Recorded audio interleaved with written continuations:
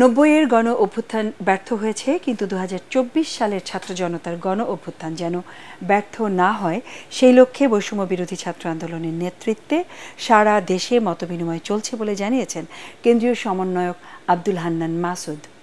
পটুয়াখালীতে জেলা শিল্পকলা একাডেমি হলে দেশ গঠন, ঐক্য প্রতিষ্ঠা এবং দুর্নীতি, চাঁদাবাজ ও সন্ত্রাস মোকাবেলায় মতবিনিময় সভায় তিনি একথা বলেন। শিক্ষার্থীদের সাথে মতবিনিময়ে তাদের বার্তা পৌঁছে দেওয়ার পাশাপাশি রাষ্ট্র সংস্কারে কি কি অন্তর্ভুক্ত করা উচিত তা নিয়েও আলোচনা করেন কেন্দ্রীয় সমন্বয়করা।